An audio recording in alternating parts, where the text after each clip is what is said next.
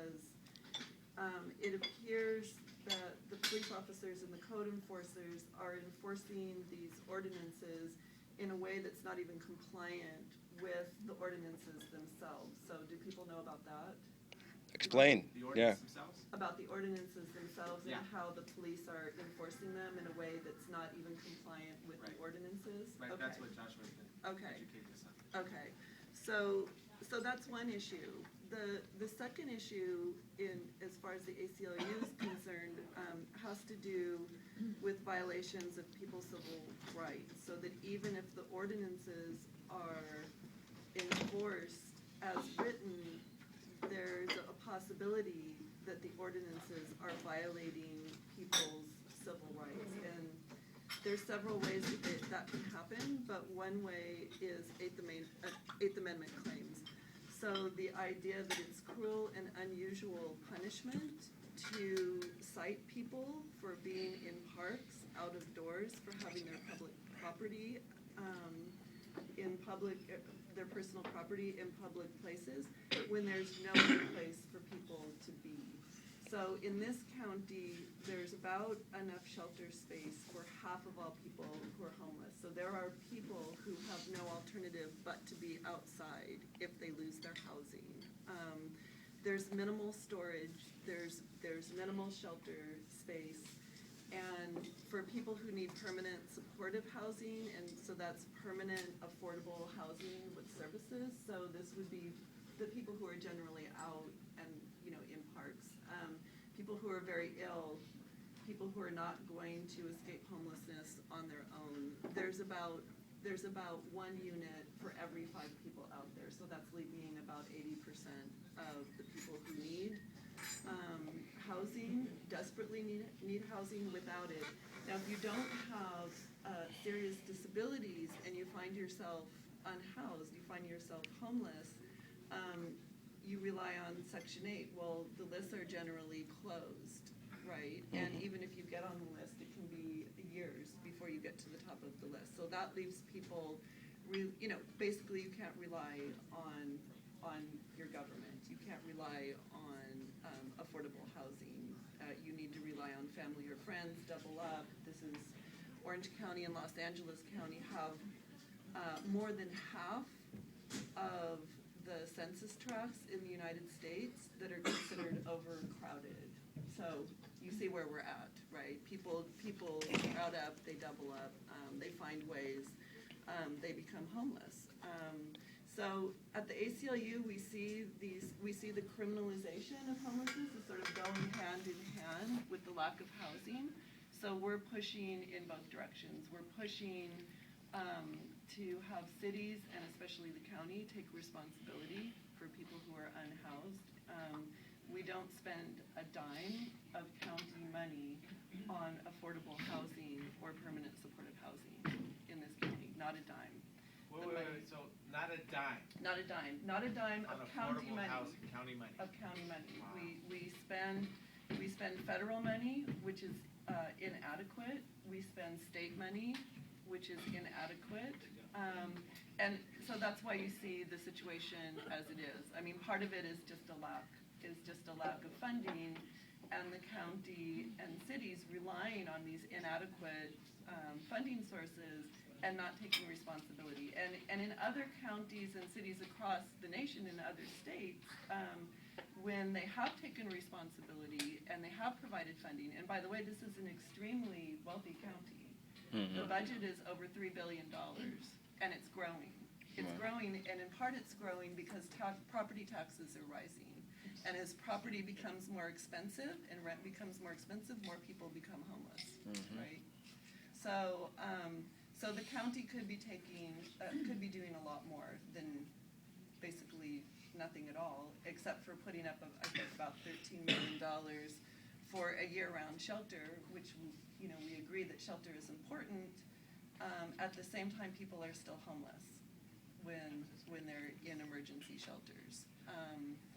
So that's sort of the big picture. I also wanted to go even a little bit broader and mention that the federal government is starting to take more and more interest in criminalization.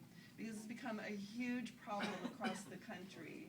According to one estimate, the criminalization of like being, sleeping, camping in public has increased by about 60% over the last 4 years, like since 2003 years, since 2011.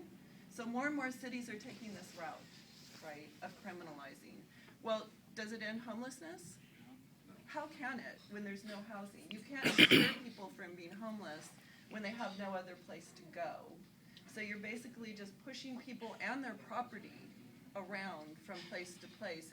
It's not effective. It's very, very possible that it's violating people's civil rights. That makes it, potentially unconstitutional. And it's expensive. It's expensive. The chief of police, right, of Anaheim just came out with an estimate of how much police time is taken up on calls for service for these property and camping and things like that. It was the equivalent of, I think, correct me if I'm wrong, it was either 7 or 8 officers full-time. The full-time equivalent, which I don't know what that would be if an officer makes on average like $100,000 a year. That's $700,000 a year of Anaheim taxpayer money going to enforce these ordinances that are potentially unconstitutional and ineffective. 2 weeks ago, when Chief Casada was here, he said he made these ridiculous numbers that can't even be real about something like how many calls, something like 40,000 calls or 12,000, I think he said. Okay, still it's Per year? But then it was 40 minutes per call that he said was put on 12,000 calls. It just doesn't make any sense. Time that they're spending that much time on those calls, and what for? Just to harass the homeless? Well, but in a sense, the more time it takes, the better the argument is that it's You're right. that it's not cost effective. You're right, but So they're kind of contradicting themselves too, though. I was going to say, we had a forum in Fullerton, it's probably been about 2 months ago, and we had a representative from the police department there, and Fullerton's numbers were comparable in terms of number of calls, the officers, and that when someone calls to complain, they're obligated to go out and respond. So a business person in downtown Fullerton calls and says, there's a homeless person outside, I feel threatened, or So it's basically that you just want to push people away from businesses, out of public parks, off of sidewalks, but we're not giving people alternatives. And that's a really good point, because I want to mention that there's 34 cities in this county. 33 out of 34 have ordinances that ban sleeping in public. Wow. So I think one of the purposes of these the underlying purpose of these ordinances is to make the city actually, this is the city of kindness, but to make it actually quite unfriendly for people and encourage them to leave and go somewhere else, but there's nowhere else to go. And I've talked to people who live in the Santa Ana riverbed, and they tell me stories. So scary. And they tell. Yeah, no, I see it Oh, every you're day. reacting Yeah. to that. Yes, because I see them every day when They they tell come me down the stories, freeway. right, so they tell me stories of being pushed by police officers from city to city. So they're in Fullerton, and the Fullerton police will say, go over to Anaheim, and the Anaheim police will say, go over to Santa Ana. And then, finally somebody will say, look, why don't you go down into the riverbed, So they end up down there because there's sort of less scrutiny, they're more likely to be left alone, but that's like a whole nother story. Then the because community comes the against. situation is really bad And down like in the Brian said, riverbed. Brian Chu said So- last night, Yeah, is that, yeah. they're pushing them out of one park just to have them end up in another. Just So- animate, yeah. So Marty, and we're gonna. You know, I've gone to a lot of the meetings now for the 24-hour shelter and everything, and I hear this concept, and we know that there will always be homeless, because we know this, there are people that don't want to be in any shelters or anything else. But what do you suggest? I mean, like this 24-hour one can only have 200 people, that obviously is not enough. But what can we do to be able to do something about the majority of the homeless that would like a place to Right. So- shelter. So, I mean, I just hear this all the time, Right, but right. what is the, so there's a difference between shelter and housing. So what the ACLU is promoting in its best practices, the United States, the federal government, the Department of Housing and Urban Authority, the U.S. Interagency Council on Homelessness, all recommend housing first as a best practice. now what does that mean? That means that you put people in their own apartments, subsidized housing. This is affordable housing. Is this like Section 8 housing? This is like Section 8 housing. There's enough Section 8 housing for about a quarter of everybody who's eligible, for everybody who needs it. So the counties that have actually put some of their own general funds, some of their own money, or found other funding sources for affordable housing for people who need it, both prevent homelessness and end homelessness. So it's not actually true that people are refusing services. There are a lot of people with serious mental health issues who can't tolerate emergency shelters, right? I just But mean that they, there are people. but they would accept their own safe apartment with a case manager and supportive services.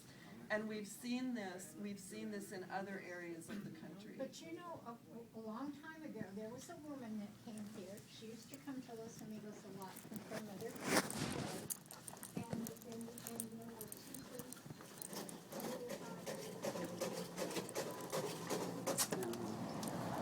Well, there you have it, folks. We're here at Los Amigos. Please pray that the homeless get the help they need, and join my Facebook group, Homeless Advocates for Christ. And please do also contact the attorney's office in Anaheim, 714-870-8200. That's 714-870-8200. And ask that the charges against Lou Noble and R.Joshua Collins be dismissed. Also write a letter if you can. You can also email the attorney, mhouston@anaheim.net. That's mhouston@anaheim.net. And just demand that these charges against us for filming the police be dropped. And thankfully, the chief of police has decided to bring a moratorium on the enforcement of these anti-camping, anti-storage laws against the homeless. So that's a victory. So please pray for more victory, and that the homeless get the help they need. Thanks so much for your prayers and support, and hope to see you in Homeless Advocates for Christ on Facebook. May God bless. Bye-bye.